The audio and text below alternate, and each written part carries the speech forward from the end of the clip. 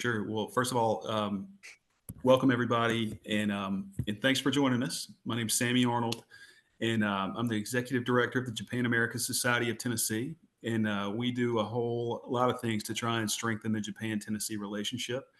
And one of those things is to strengthen the cultural relationship and the cultural bonds between Japan and Tennessee. And one of our most popular things that we do and have been doing for a while now is this reading between the line series with our great local author that we're lucky enough to have in the Nashville area, and who is also a big supporter. She and her husband both of JAST, our organization. And so, Yurina, thanks for joining us again, and we're all looking forward to hearing this. And before we launch in, I'll mention two quick items that we have. Next Tuesday, September the 30th, we have a Mitsui lecture series. It'll be another online webinar, and the Mitsui and Company, they're Mitsui USA, this great company that supports JAST and has a facility in Nashville. They support this series, and the topic of the series will be, we will have Robin Howe, curator of the Japanese garden at the Memphis Botanic Garden, along with Mahagi Lacour, Japanese language teacher with the Asian Culture Center of Tennessee, and then Sachi Yuamoto, who many of you guys may have met, but she is has an arts and culture business right here in the Nashville area. So we'll talk about all those things about having a Japanese culture center business here in the Tennessee area and what that's like. And then anybody who's in West Tennessee or near West Tennessee, our big West Tennessee cultural event is called the Memphis Japan Festival, and that's going to be Sunday, November 2nd this year. And I will be just fresh back off a plane from Tokyo, so I hope I'll be awake, or I don't know, I'll be full of coffee at that point. But it's always fun, and we usually have great weather, which I'm sure I just jinxed it. But anyway, if you're in the area, Sunday, November 2nd, the Memphis Botanic Garden hosts our big Japanese culture festival called the Memphis Japan Festival. Please come check it out. And so with that, I'll just introduce Yurina. So Yurina Yoshikawa is the Director of Education at the Porch. She holds a Master of Fine Arts from Columbia, and her writing has appeared in The Atlantic, NPR, Lit Hub, the Japan Times, and elsewhere. And she was the winner of the 2020 Tennessee True Stories Contest, a 2021 recipient of the Tennessee Arts Commission, and the 2024 Tennessee State Fellow for the South Arts Prize in Literature. And she has lived in Tokyo, Palo Alto, and New York before settling down in Nashville with her husband and two sons. And with that, I'll kick it over to Yurina. Thank you so much, Sammy. And thank you to Ginger, Raina, William, everybody at JAST.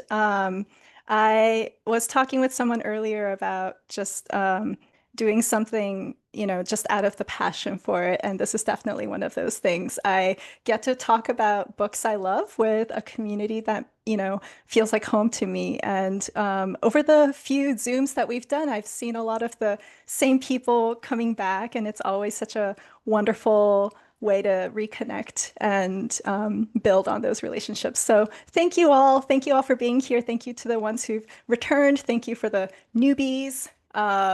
We're about to get into some weird literature, so buckle up.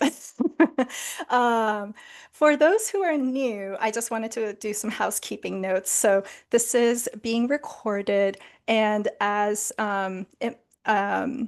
this might have been mentioned, but these sessions with reading between the lines are always going to be posted on the JAST YouTube channel afterwards for people who may have missed this. And it turns out a lot of people who end up just Googling the title of the books stumble upon our videos. And so we get a lot of views from people who are outside of Tennessee, which is so exciting. So if you have a friend who might enjoy watching this, just know that it will live on YouTube eventually.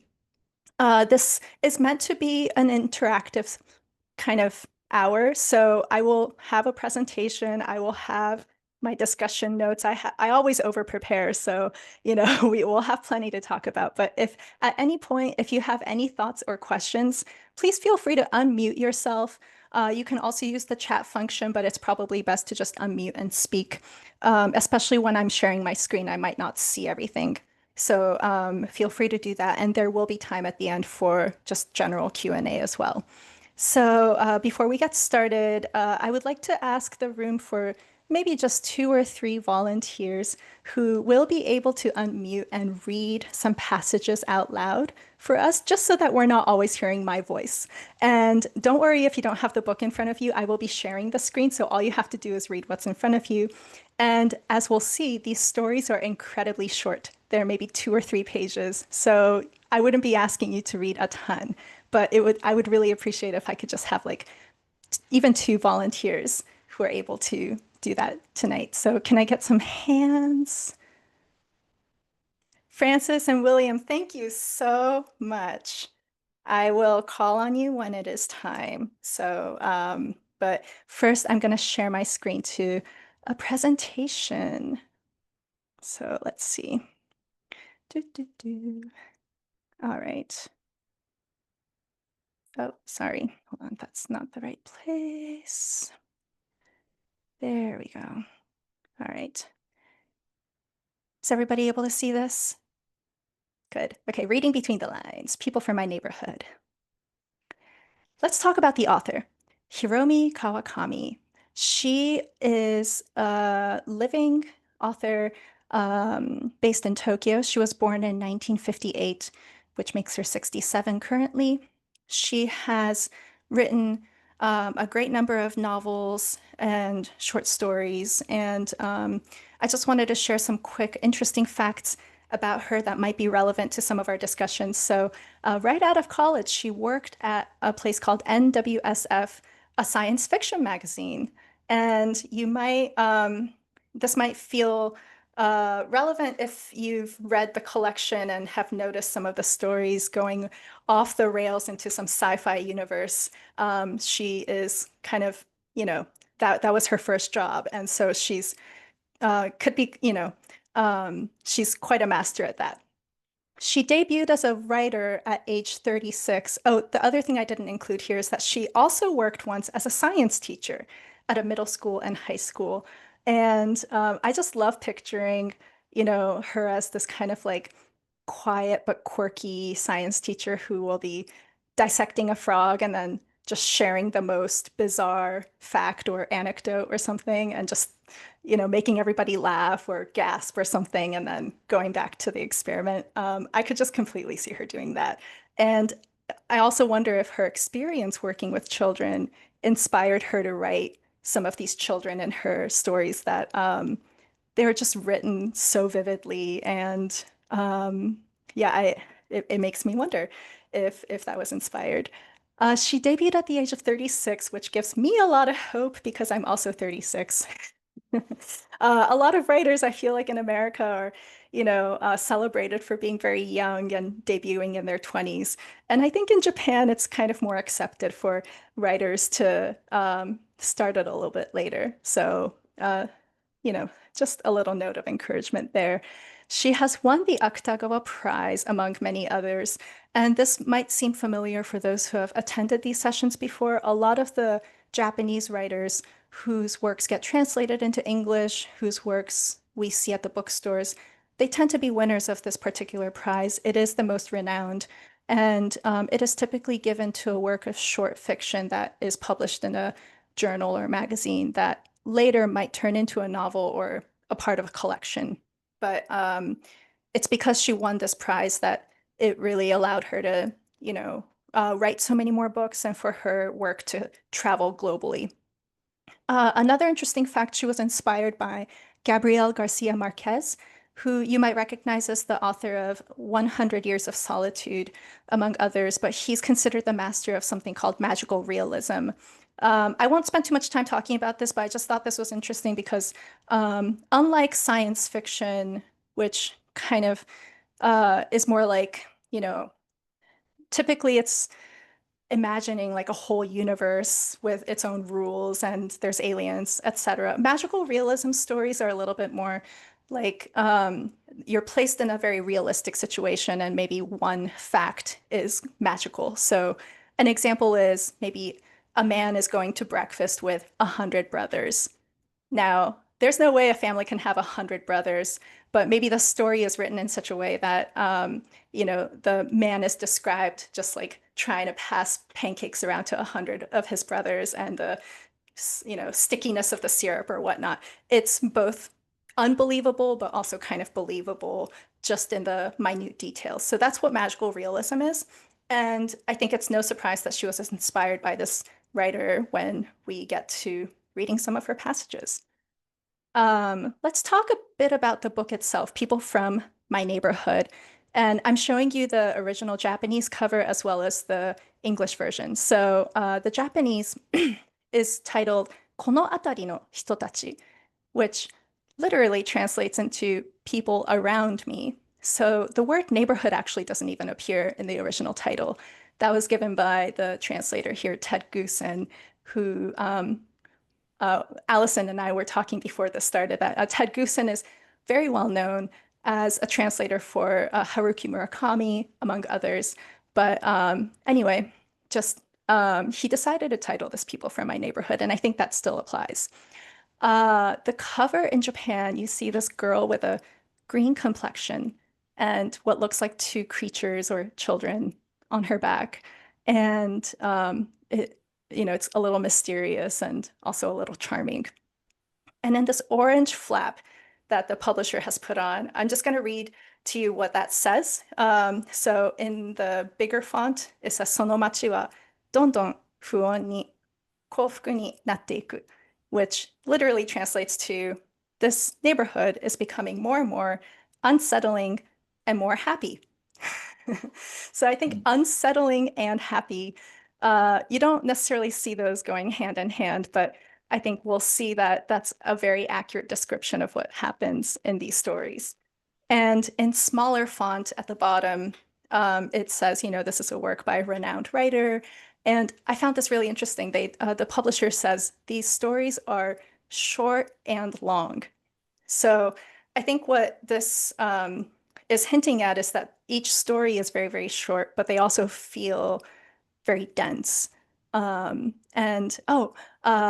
we move on to my next slide that talks a little bit more about this, if you read the English translation only, you'll notice there's 36 stories.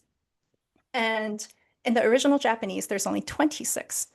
And if you see the table of contents, if you have the book in front of you, the last 10 stories, beginning from I, Medicine, all the way down to The Empress, they were all stories that were published in other literary magazines that maybe had the same recurring characters from, the collection, the original collection, but were not originally published in the book form. So the American or the UK publishers, I guess, decided, why not lump all of them together?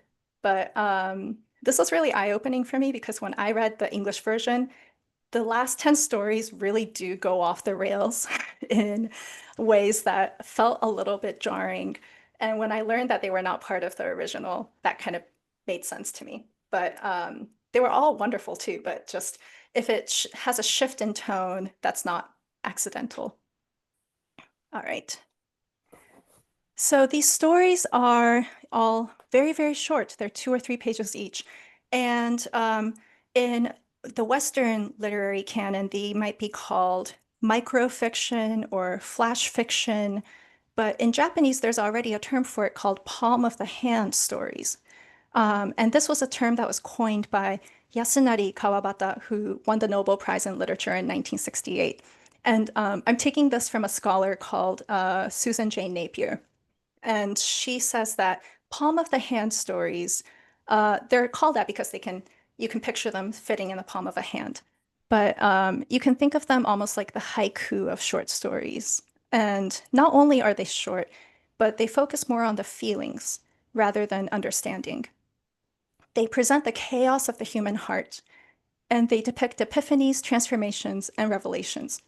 So going back to what the Japanese publishers said about these short stories being very short and long, I think that goes to this form of you can have a story that is just 2 or 3 pages, and yet maybe a different writer could have stretched that out into a whole 200-page novel if they wanted, but the writer is choosing to keep it very short and just kind of give you these hints, but also these big epiphanies and transformations. And so it's a very interesting effect that it has on a reader. For me, and I don't know if this rings true with you all here, but it took me a really long time to get through People from My Neighborhood, even though it's such a short book. It's 156 pages, but it took me a really long time to finish it because every time there was a bizarre story, I'd have to put it down and take a break. So if you felt that, that's intentional. Um, let's see. Oh, okay. So I wanted to show for those here who might not have visited Japan or might not be as familiar with Japanese landscape. Um, in this book, it's not, they don't really specify which neighborhood it's talking about, but we know it's in Tokyo. And I wanted to show you some of these images. So you'll see that the roads are very narrow compared to what we might be used to in America. You'll notice a lot of the electric lines. You know, every time you look up at the sky, you'll just see these wires. You'll see very, very tall apartment buildings that are new and packed with many families that are also right next to these old Showa era houses that are kind of on the verge of falling apart, but also very beautiful and aesthetically very different from these other newer houses. And on the right, you'll actually, that's my family. That's me and my sons and my father-in-law with his dog on a wheelchair. And I think this dog on a wheelchair could easily be a character in a Kawakami story. So I thought I would include that in there. That's just something you might imagine in a Kawakami universe. These are snapshots I took of the neighborhood where my father lives in Nerima and just walking around, sort of like around 5 p.m. or something. Um, just you can kind of get a sense of how densely packed the neighborhood is. You see there's a 7-Eleven in the back. There's restaurants and stores. There's a hair salon on the second floor of that building. There's lanterns, there's warmth, there's vending machines that are always there. And so you can imagine while, you know, you're going through these short stories in her book that there's people just kind of always walking and bumping into each other, and they might be bumping into each other on streets that look kind of like this. Uh, Now, somebody mentioned that they couldn't tell who the narrator was in these stories, and I think that's such a smart observation. I don't quite know who the main character is either because there's so many. I'm not going to list them all, but here are some recurring characters that you will see at least in 2 or 3 different stories. We're definitely going to look at the one with the old man with the chickens. There's Kanae. She's probably one of my favorite characters. She starts out as a juvenile delinquent. She's like a neighborhood bully. She's mean, but she's also very smart and bold and kind of intimidating. And there's like a throwaway line that later in life she becomes this fashion designer. She really turns her life around. Um, there's the Kawamata sisters, 2 girls. They're nicknamed Romy and Dolly, or that's what they call themselves, because they used to live in America. So they were born in Japan, they grew up in America, and they come back to Tokyo. And these girls, they're named Hiromi and Midori, but they go by Romy and Dolly, because that sounds more Americanized. And you might notice a similarity there. Hiromi Kawamata sounds awfully similar to Hiromi Kawakami. And lo and behold, Hiromi Kawakami herself also grew up a little bit in America as a child. I have yet to find out exactly where in America, because in the interview where she mentions this, she just says America, the country. She doesn't state which city. But I found that so exciting to discover, and that maybe this character, Romy, might be a bit of an avatar of her childhood self. Hachiro, we'll look at an excerpt featuring him, but he is the 15th child of a family. So, like my example earlier about like magical realism with someone having 100 brothers, like it is still very absurd in Japan for a family to have 15 children. that's just a lot. But here we have a character who is the 15th child. Um, there's a boy named Kiyoshi who's also makes an appearance from time to time, and he's always seen together with a black dog. And in the Japanese, the black dog is named Kuro, which literally translates to black, like the color. Ted Goosen in the translation, the black dog is named Blackie. So that's a bit of a translator's choice, just to make it sound more like a dog's name. But just thought I'd mention that for those readers who might have both editions and notice the difference. And last but not least, The Woman Who Runs the Love, which is the name of a drinking establishment. And we'll talk a little bit more about what that actually is. Some things to notice before we dive into the excerpts. You'll notice this matter-of-fact narration. Just like imagine someone telling you what went on in their day. You know, I got up, I got coffee, I was talking to a friend. Like it just starts out very matter of fact, but then something bizarre is thrown in.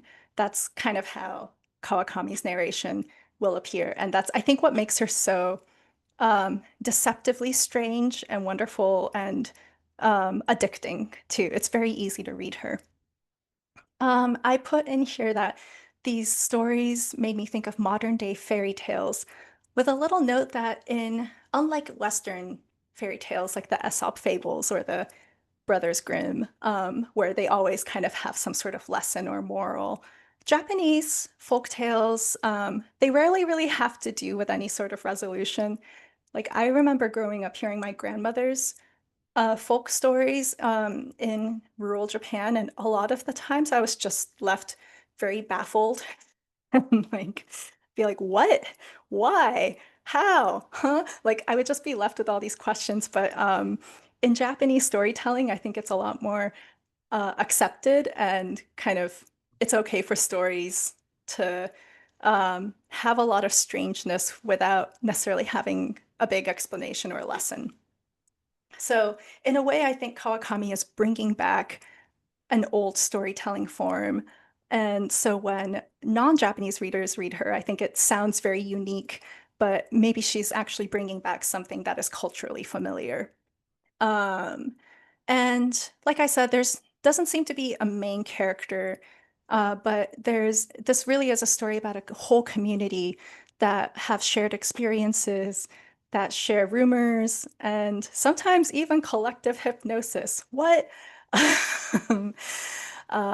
So yeah, we're in for a wild ride. I think this is where I say let's read some passages, but I'm going to stop sharing my screen and give you all an opportunity to sort of reflect on anything that I know I've been talking a lot, but does anybody have a thought or question so far about the author, the book, the context?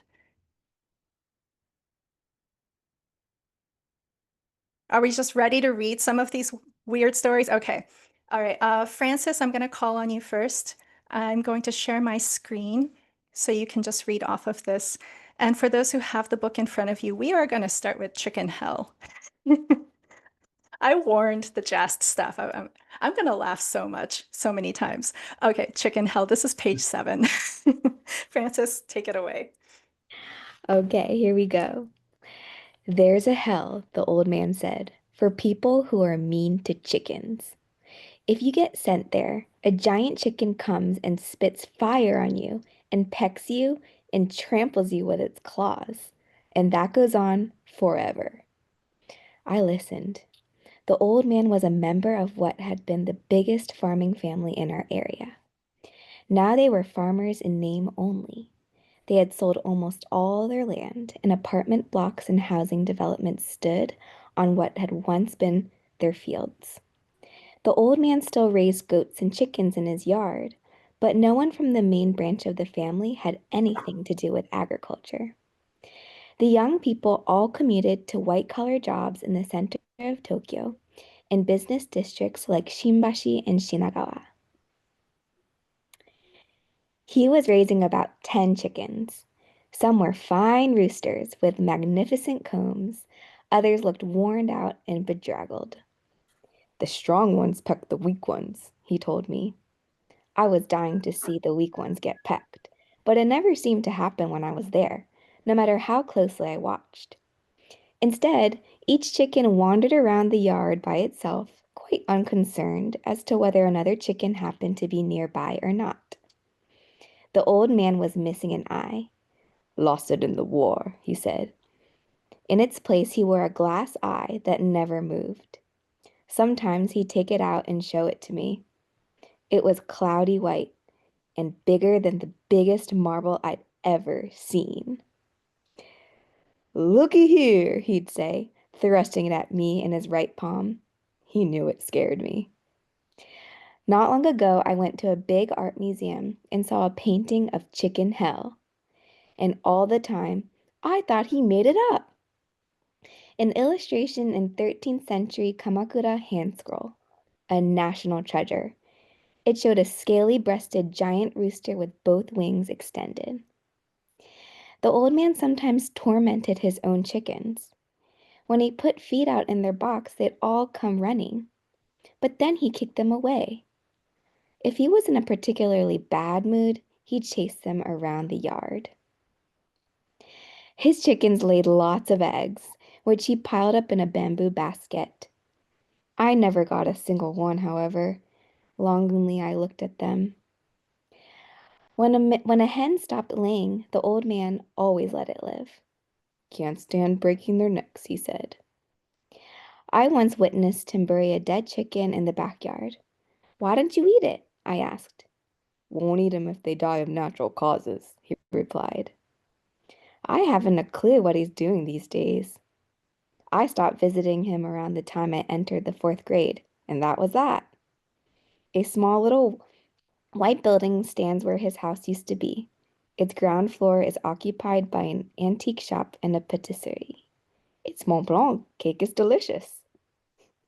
Thank you for reading, Francis. You have such a great reading voice. Thank you for doing the old man voices there too. That Oh, really thank you. added I'm just some great flair. it's fun. I feel like I was a fourth grader retelling That's that a story. that's a really good point. And I think there is something in these stories like this that it really makes you feel like you're either talking to a child telling a story or you're remembering what it was like to be a child, seeing things like this and absorbing them. And if you live in Nashville, there's plenty of people around, at least my neighborhood, who own chickens in their yard. In Tennessee, you can have chickens in your yard.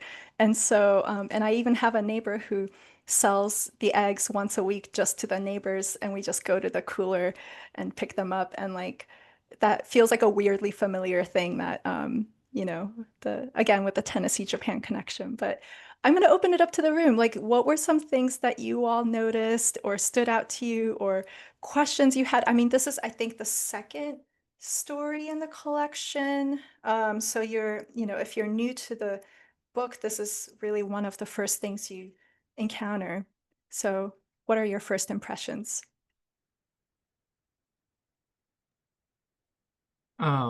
It seems like whenever I think of a different story from childhood, not chickens or anything, it's just it reminds me of when I think back on stories from childhood, kind of the same thought process of that's what this feels like, this story does. Since it's short and it's just like I remember when this happened, or there's this one person in my neighborhood, or things like that.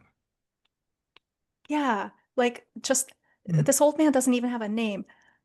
He's just the old man. Um, and there's something, yeah, very fairy tale like about it. Like once upon a time, there was an old man, and he said there's a special place in hell for people who are mean to chickens. Like, what a great first line. Yeah. Any other thoughts or questions? Something that I found that was really interesting, just throughout not just this, but the whole book at large, is how it tells a story. It can tell stories out of order and have the Hmm. non-chronological storytelling. And you learn more about these characters later in their life, perhaps. That was kind of mentioned in the slides with the oh my gosh, I forget Kanade, the fashion designer character, where you learn Hmm. that and then you go back and you like you can recontextualize a lot of these things. And just the way that this is told, kind of like gossip, like it's just broadly like, oh, this happened with this guy and then this happened. It's very disjointed. It's not like a single event. It's just talking about this individual. And I thought that that was all very interesting. Wow, so many insightful things there. Thank you so much, Benjamin.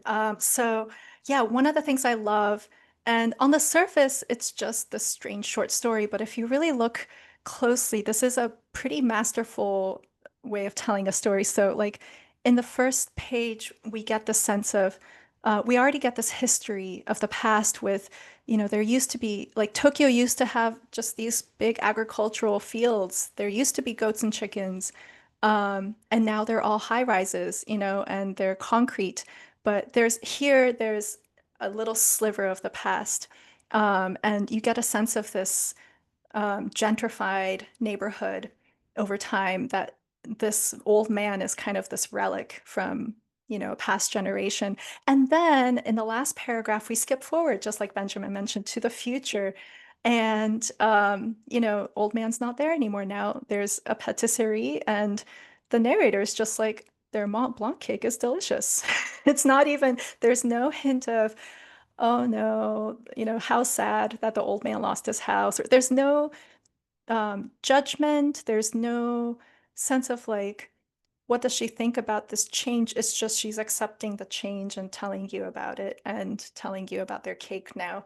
The passage of time in just 3 pages is astoundingly quick for a short story, but it also it doesn't feel like it still feels very conversational and natural for some reason. Yeah, thank you for that. Any other thoughts or questions about this story before we move on? Yeah, I wanted to follow up on, was it Benjamin's comment Mhm. about the non-linear time? I really loved about this collection the way the stories, there's a stream of consciousness, but it's almost between the stories. I don't have the book in front of me, so I don't remember what the connection between Chicken Hell and the story after it is, but it's like the stories themselves are connected. I'm very Southern. I know some of you are from Tennessee, but presumably some of you aren't. When I got married, my spouse said, y'all have, well, he didn't say y'all, I said y'all. Um, your family has conversations by just streaming together stories that are related, that you've all heard over and over again, but the order that you tell them in is actually meaningful. And that's what this book feels like. Every story has some connection to the story before it. And yeah, so the time's not linear, and it's not even really, the individual stories aren't stream of consciousness, but it's like every subsequent story is because the previous story had a crazy old man in it, and so the next story will also have a crazy old man, or one story had a dog in it, and so the next story will be on a completely different subject, but it will also have a dog in it. And that's what I loved the most about this collection. Thank you so much for sharing that, Allison. And I love the connection you're making with the way your family told stories, and how maybe this is not like a Japan specific, or, like it's that some things can transcend cultures, and that's beautiful. And I definitely noticed that too in these short stories. They're not just haphazardly put together, even though all 36 stories, they could stand alone to an extent, but the more the further along you get in the book, like towards the end, there might be one story that's 3 pages featuring 4 or 5 characters we've already seen before. So the way we're reading that story comes with our previous knowledge of what, they did or what they were like. And so the enjoyment, just increases over the course of reading it. But yeah, I never really thought about like the way she weaves it in a stream of consciousness like way, and I'm really glad you brought that up.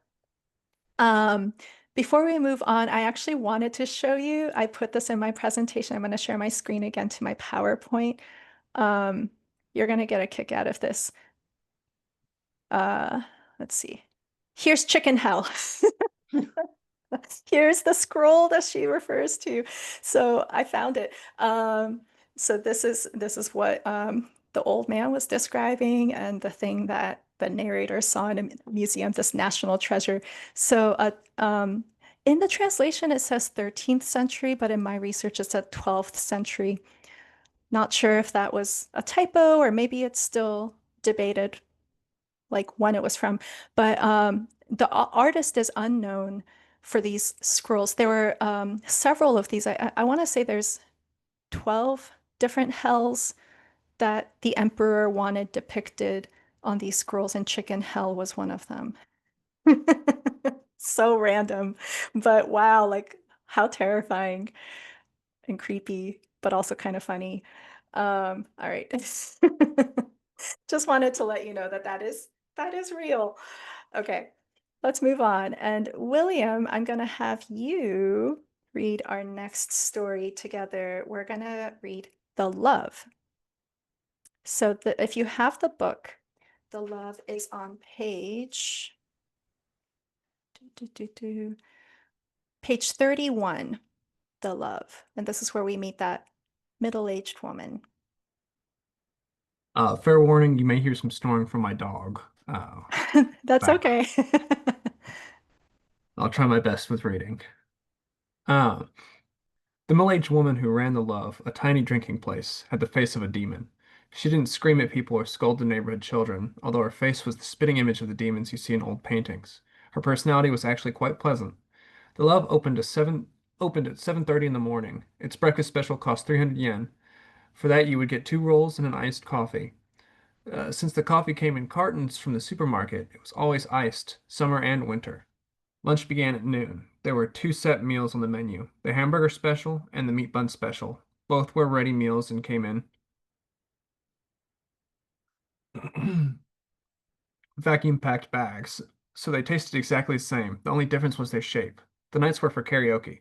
Few customers ever came, so the woman usually just sang by herself.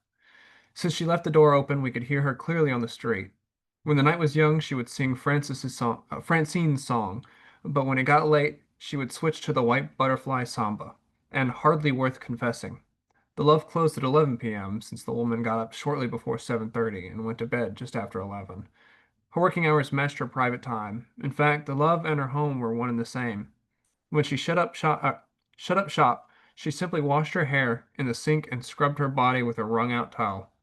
Then she spread her mattress on the raised tummy platform where her supposed customers sat.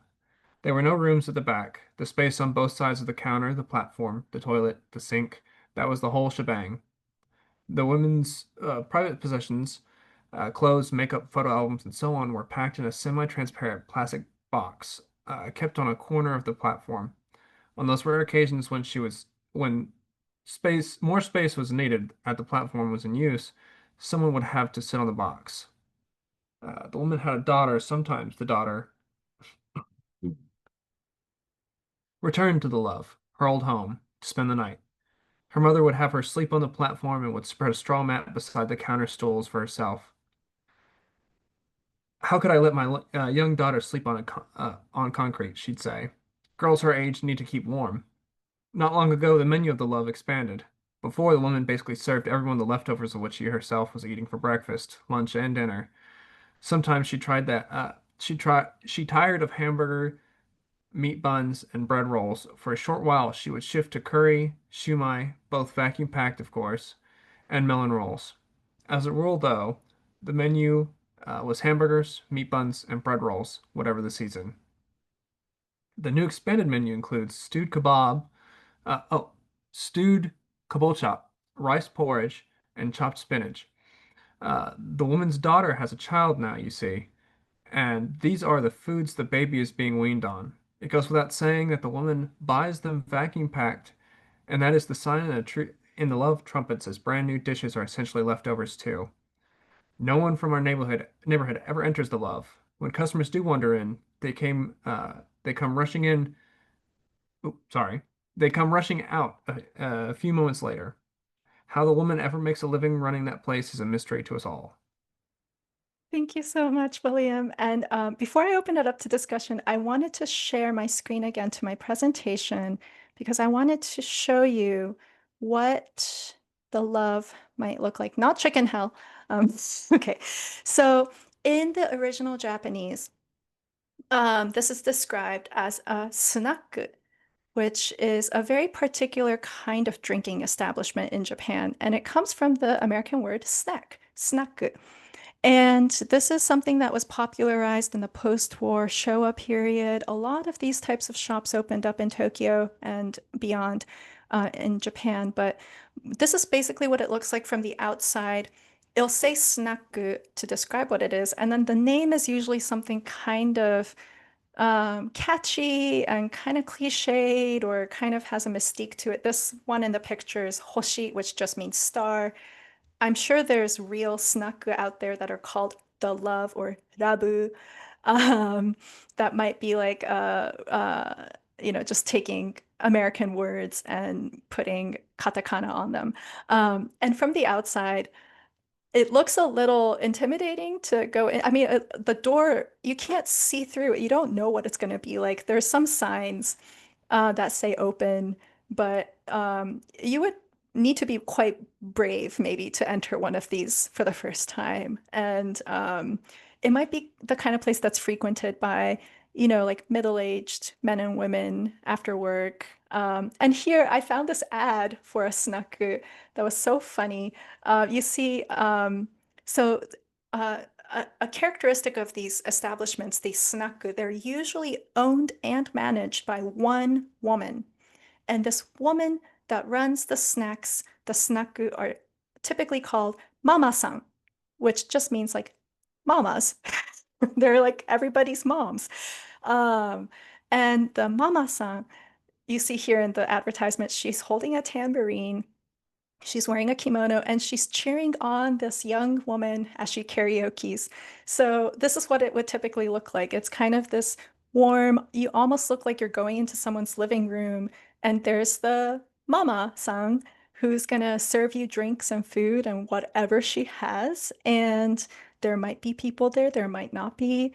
Um, there's karaoke if you want to do it. And, there's this cozy, unassuming, unpretentious, usually not expensive, just like it was described in the story, like, 300 yen, that's like $3, more like $2 with today's exchange rate. It's just incredibly cheap and not the kind of bar that, you would see in America where there's a lot of music and, noisy and the drinks now cost $13.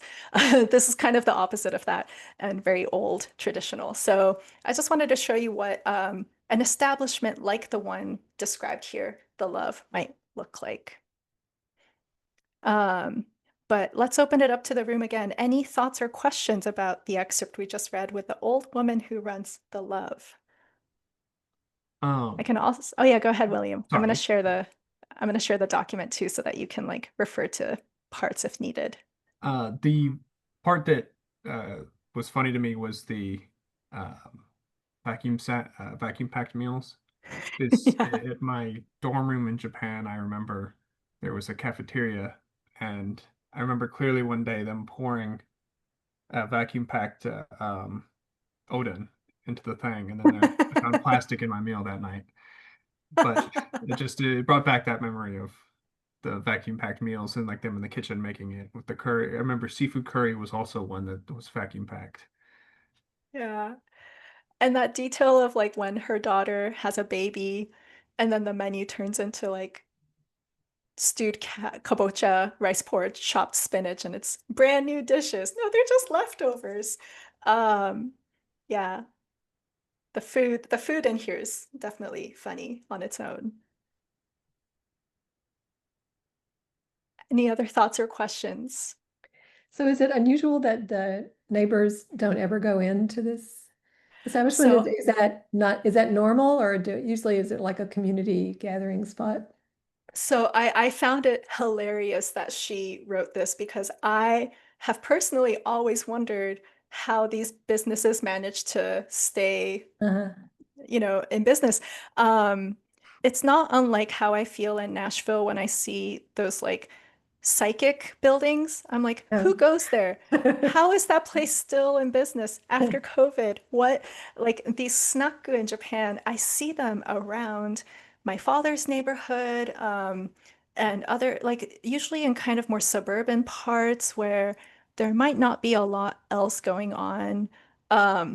And Do it the looks like they. neighbors go in those neighborhoods then, do you think, or? Here's the thing. I have never witnessed anyone going into a snack. Okay. But surely there must be customers.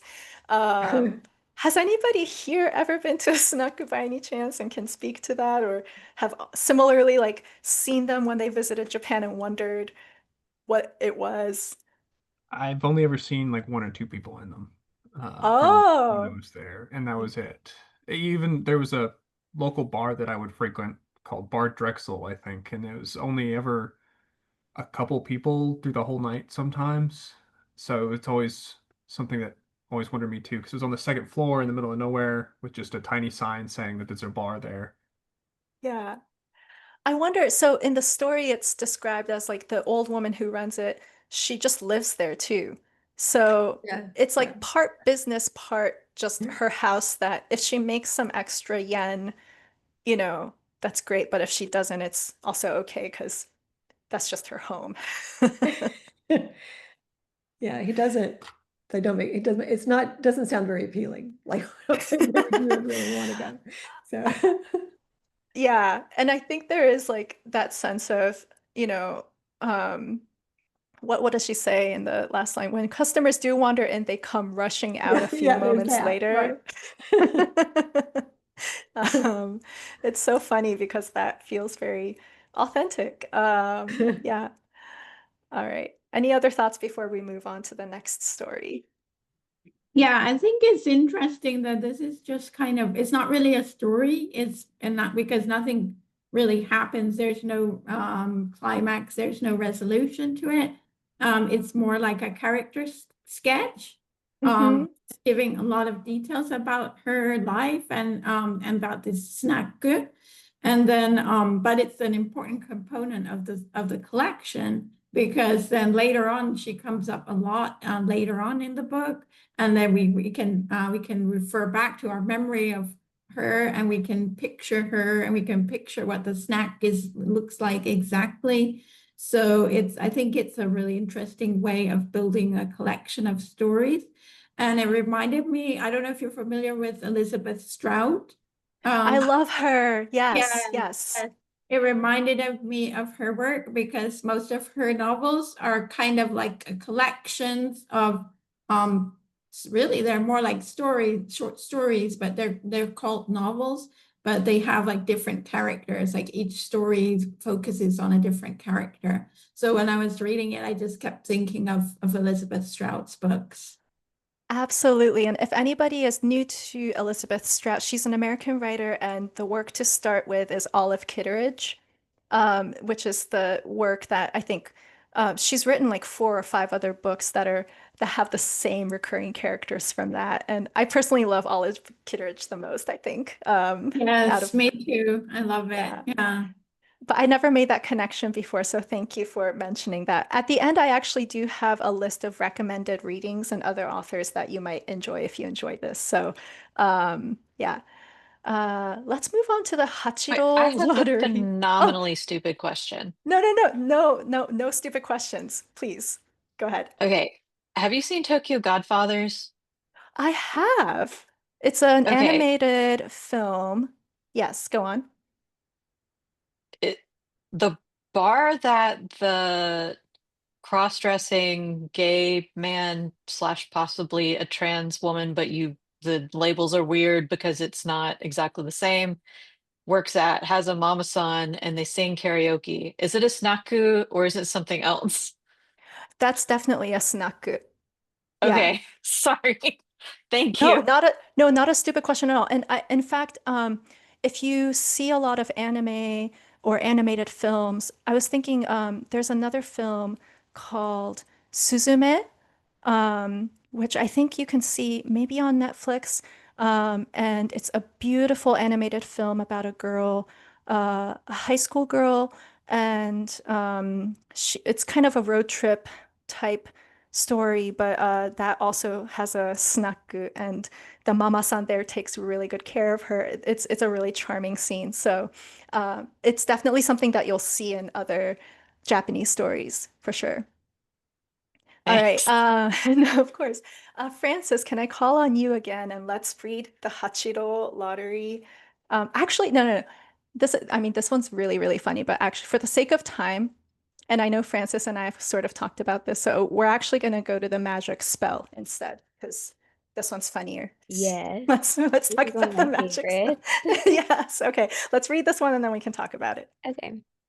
Oh, The and Kawa for those who are, sorry, for those who are following in the book, this is page 47. Yeah, I thought of you, Yurina, because you lived in Japan and America, so okay, here we go. The Kawamata family came back from America. The father and mother had headed off immediately after they were married to spend 10 years running a business in California. Then they shut up shop and returned to Japan with a hefty chunk of foreign currency. And they got to know some Hollywood stars, too, one of the neighborhood women gushed. As you might expect, their daughters were thoroughly American. Dolly was the elder, and Romy was the younger. Dolly was 5 and Romy 2, and they sported matching lace-up shoes. Kane was fascinated by the whole Kawamata family. "Let's go and pick on Dolly," she said to me. "Let's show her how mean Japanese kids can be." So off we went to the park where Dolly was playing. Dolly had built a mountain in the sand pit and was busy digging a tunnel through the base of it. "You're gonna get it now, Dolly," Kanae jeered. But Dolly kept working on the tunnel as if Kanae wasn't even there. When we took a closer look, we saw that the mountain was much more polished than what a child would normally build. The peak was firmly packed, and the sides sloped gently toward the bottom in a leisurely arc. Even the tunnel wasn't a simple hole, but a deftly shaped horseshoe. Kanae and I stood there, lost in admiration, our plan to torment Dolly forgotten. Dolly was painstaking in her work. She'd dig out a little sand, toss it away, and pat the sides of the mountain to firm it up. Then she'd scrape out more sand and throw it away. Now and then, though, a small part of the tunnel would collapse, and Dolly would cry out, "Oops!" Kanae and I were amazed. We never heard the word oops before. What did she say? Well, maybe it's a magic spell. Dolly patiently completed the repairs, then returned to her digging, but the tunnel suffered another partial collapse. "Oops!" she cried again. We jumped out of our skins. By the next day, she uttered "oops" a total of 20 times. Dolly was still digging when Kanae and I visited the park the next day. This time there were 17 oops. There were 9 the following day, but the day after that was Sunday, so we didn't go to the park. From then on, Kanae and I went to chanting "whoops" when we buried treasure or placed a curse on someone. The Kawamatas eventually settled into the neighborhood.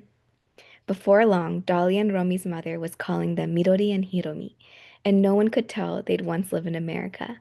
Yet Kanae and I continued to intone "whoops" whenever the need arose. The very last time we used it was in 3rd grade. "Make our breasts big," we implored, then solemnly chanted "whoops" 20 times each. Kanae and I wanted to grow breasts as quickly as possible so that we could fight aliens, wicked religious sects, and other forces of evil. Thank you for reading, Francis. Oh my gosh, so funny. And so the a little background of why I even chose this book for our book club this time is this summer I was visiting my dad in Tokyo, and he's a big reader. And one day he's reading and he just bursts out laughing like with his whole body. And then I'm like, "What's so funny?" And he just reads this whole story in Japanese out loud to me. And then, it was like, "This is just like you." So like Francis mentioned, yeah, so I'm a Japanese person who was born in Tokyo, but then grew up in California, moved back to Tokyo, and then now I'm back in America. But like, that this is felt very resonant. And I just found the whole like exchange of the oops as well as the bully Kanae, the first thing she says is like, "Let's go," and show her how mean Japanese kids can be. That sounds so utterly cruel, but also just, I don't know, there's something like really funny. And once you accept that Kanae throughout these stories in this book is this, you know, you get to know the nuances of her character. She's not really seen as like so much of a bully, more just this, I don't know, outspoken little girl. But I couldn't get enough of this story, and I just emailed Ginger almost immediately after that interaction with my father, and I said, we're doing this book next because we have to. So I'll open it up to you all. What are some things that you noticed, or thoughts or other questions you had? The magic spell. Well, it kind of reminded me of when I was teaching English in Japan, and I think I would say like, "Oh my God," like really quickly, and the kids would repeat me and say, "Oh my God," and I don't really think they understood like what "Oh my God," like what those words actually meant. So that just made me think about that oops, like they don't know what oops means, but they think it sounds funny and they just are repeating it. So, oh my God. Yeah, no, American words definitely sound really funny to a Japanese person who doesn't know English. Like my grandmother, I remember when she heard me speaking English, she was like, "Why do Americans always say wada and people? Wada, people." Like, we're saying water and people, but she thought we were just like making up sounds. So yeah. Any other thoughts or anything that felt familiar? As I mentioned, this is probably based on her own, experience being the Hiromi who lived in maybe it was California, but that little detail at the end about how before long, people couldn't tell that they even lived in America. But this little oops lived on for these girls. Yeah. Yeah, I thought that was interesting too. And so what did she mean when she wrote that no one could tell they'd once lived in America? Like in what way did that? Yeah, that is such a good question because for someone like me who's lived in America for a long time, every time I go back to Japan and interact with a Japanese person, they could immediately tell that I'm not really Japanese. And it's one of the things that I've been told is that I smile a lot. And I think Japanese people, they just smile differently, or that maybe it's like the facial muscles are different, but maybe it's in these like mannerisms, or even the way they refer to themselves as Dolly and Romy. Maybe over time, they kind of assimilated back to being like to introducing themselves as Midori and Hiromi. Maybe they lost that accent, maybe they lost some of those mannerisms. But Japanese people are very quick to observe and tell whether, even if you look Japanese, the way you talk can give it away. So, yeah, that's a very good question there. I know we're almost at the hour, so I'm going to stop sharing, but let's see. I'm going to go back to the presentation because there's just a couple more points I wanted to mention, which was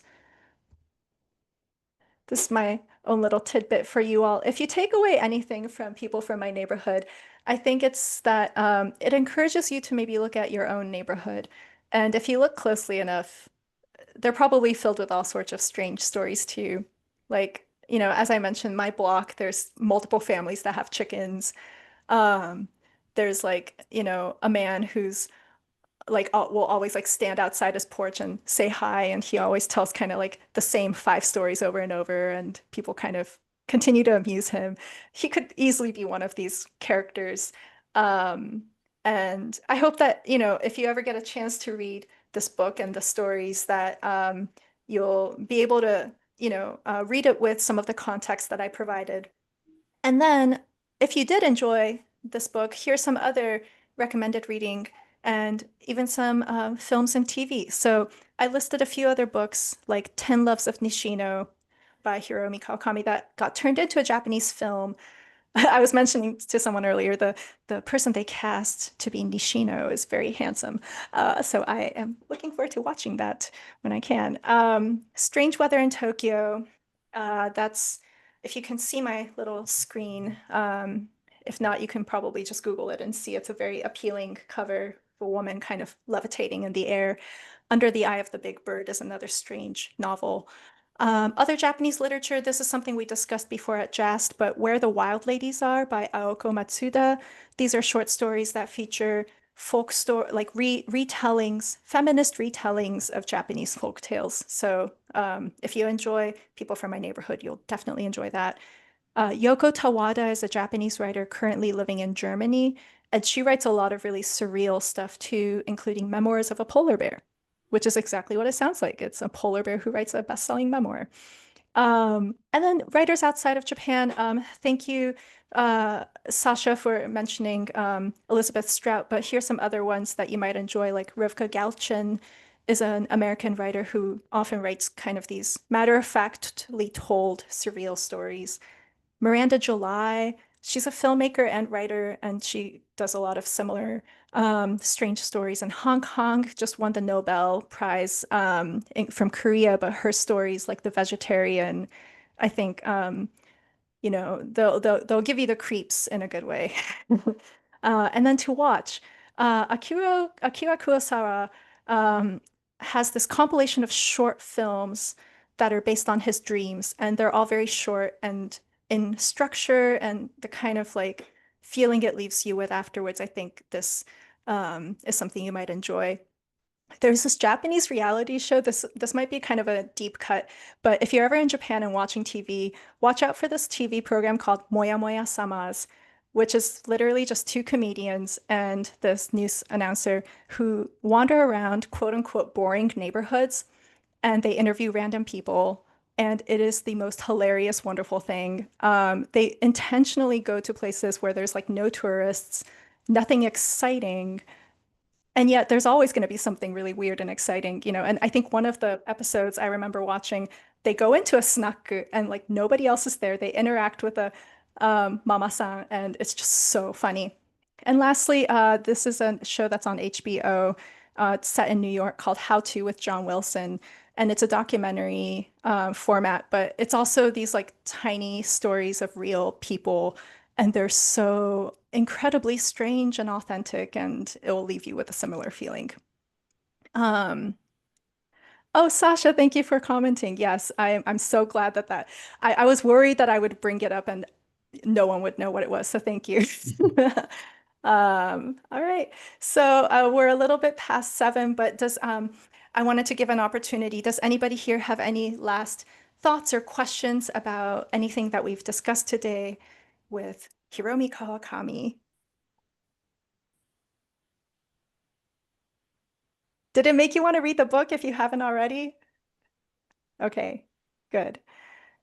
Well, thank you all so much. This has been such a delight, and I look forward to seeing you all again for a next session. And Sammy, did you have anything you'd like to add about? No, just a big hand for Yurina. Everybody was awesome again, and thank you for doing this. It was a great group, by the way, and everybody was really engaged. So this was a good one, and I appreciate you agree. doing this. Absolutely. Thank you all so much. And I hope that, you know, we'll talk about, we'll set a date, you know, whenever. I'm still on the lookout for the next book too. So if anybody has suggestions, you can find me online and we can talk, and you can help me choose. But have a great rest of your night, and thanks so much. Thanks, Yurina. Take care, everybody. Bye. Thank you so Thank you. much. 楽しかった。